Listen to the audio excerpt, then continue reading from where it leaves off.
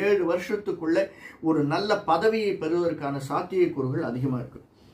இதற்கு அடுத்து இருக்கக்கூடியது ராகு தசை, அதற்கு அடுத்து இருக்கக்கூடியது புதன் தசை, குரு தசை. ஒரு மனிதனுக்கு ராகு 3, 6, 12 இருந்தானே ஆனால் தனியாக இருந்து அல்லது ராகு சனியினால் பார்க்கப்பட்டு செவ்வாயோடு சேரும் போதெல்லாம், என்ன செவ்வாய் நமக்கு ராசி அதிபதி, லக்னாதிபதி, மேஷத்தினுடைய அதிபதி, செவ்வாயோடு சேரும் போதெல்லாம் நமக்கு அந்த 16, 18 வருடங்கள்ல நிச்சயமாக ஒரு 3, 4 வருடங்கள் எடுத்துருங்க.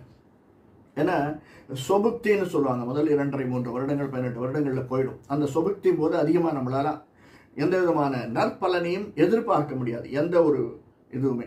அந்த பலன் போயிடும். 15 வருடங்களில் நிச்சயமாக ஒரு உச்சத்தை தொடுவதற்கான ராகு நல்ல நிலையில் இருந்து, ராகு பார்க்கப்படுவ இடங்கள் நன்றாக இருந்து,